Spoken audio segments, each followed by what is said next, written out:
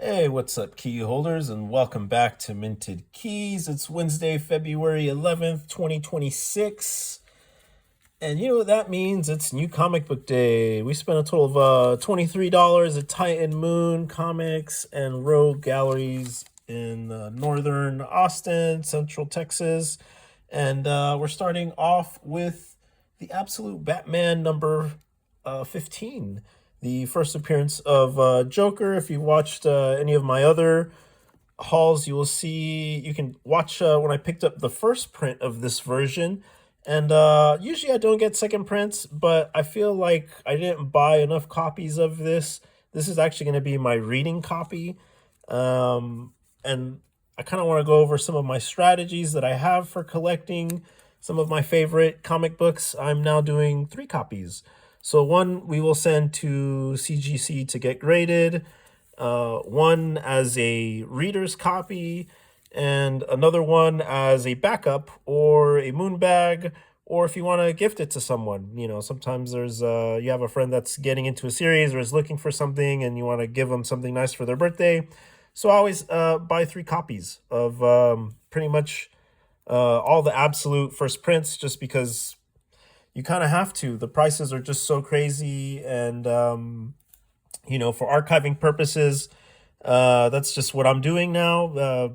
Not financial advice at all, but that's just kind of the strategy that I've been finding. I really slept on these. I only got 2 issues, unfortunately, and these are just becoming so sought after. You can still get a pretty good price on them, and they still are available, even though these did come out several months ago.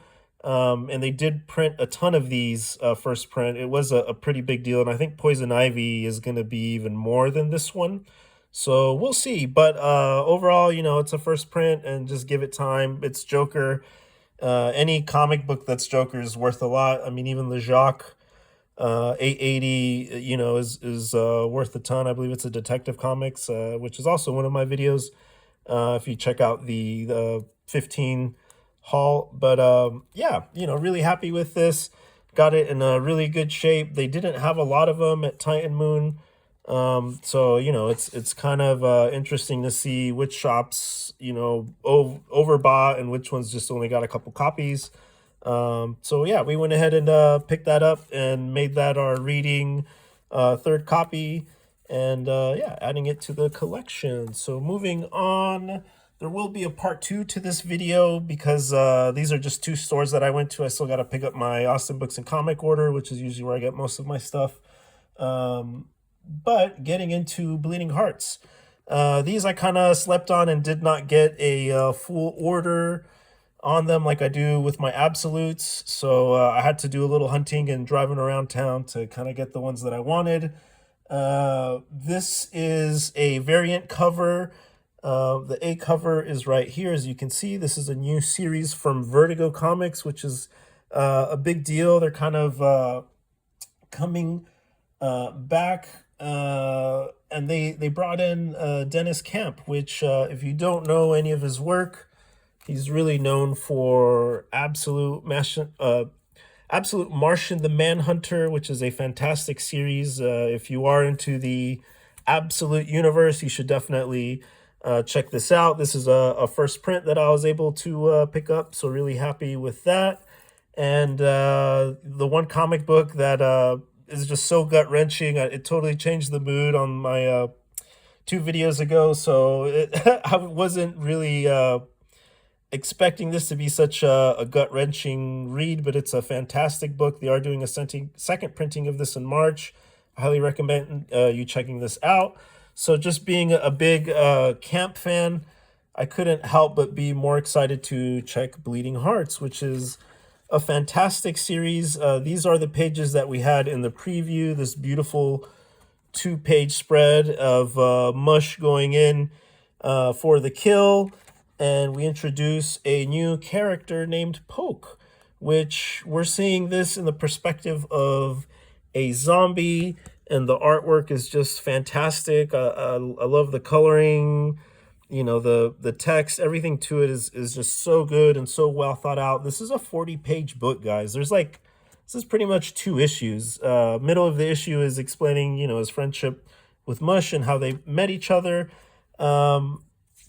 But yeah, just fantastic, just one page expressions that we have of Poke, and they're just so real and so good. Even though they're zombies, it just really conveys the emotion that we see in these characters, and kind of what he's going through, and just how he views the world. And it takes a little bit to kind of understand where he's going with it, but as soon as you're on board and you're like 100% on this, it pretty much ends in a cliffhanger, which is unfortunate. But we do get a really cool single page title card, which is totally fine. I love 2 page title cards, but a lot of times, like they waste them just with text and don't do a beautiful design like they do in the absolute Batmans. They always do a 2 page spread. So I was really happy to see this, and it was a great way to end it. I don't want to give away the last page because I want you guys to read this and check it out. But it is a fantastic read, and it just kind of, you do see normal people, and you're seeing it from the zombie warriors from their perspective, and they kind of joke about them here, the zombie hunters, as they find an axe and they discover the suburbs, and you have these beautiful 1 page panels, much like the second page. They're just fantastic.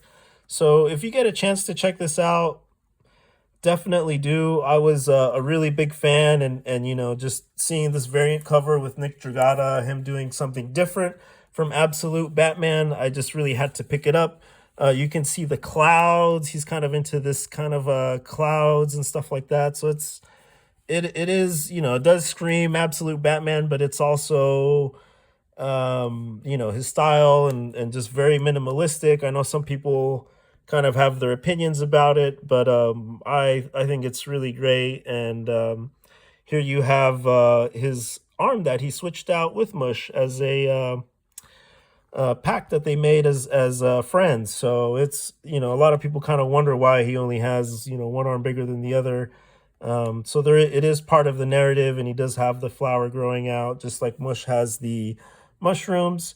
So yeah, it's great read. 40 pages. You're definitely gonna get into it. I highly recommend it, and I am excited for the next issues that we have in March and April. There is a 2 and 3. There is nothing said on about issue number 4 or 5, but we do know there's a 2 and a 3. So I'm excited for this. I'm gonna pull this out. I didn't want to have it because I did spend some time cleaning it once I got it from the comic book shop.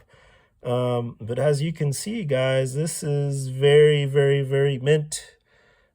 Super happy. You see copies out there at some shops and they're just trashed, or it's unfortunate that they don't really stress about putting these in bags when they make them, and for delivery. So I just wanted to show you this foil. This is going to be super rare. I would say it's going to be sought after until, when these have 6 or 7 issues, maybe by the end of the year. These, I would imagine, be going for 25 to 50 bucks. The foils are just very hard to get. So the assorted crisis events, I believe these number ones are going for about 50 bucks.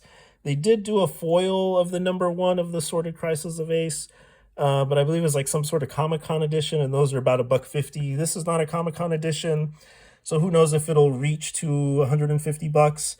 But overall, I really love this. I have one more copy, and hopefully it's in as good a shape as this, but this is honestly worth sending in to get graded. I think this would look absolutely phenomenal in a jewel case. And you just don't have the text or the font. It's just the artwork, which is phenomenal. And I couldn't be more excited for the relaunch of Vertigo and a new series. So thank you guys so much for tuning into this episode. Be sure to check out part 2. We will be having couple more variants and a couple more issues, the Absolute Wonder Woman annual for you guys. So thanks for tuning in, and keep stacking. We'll catch you on the next one. Cheers, guys.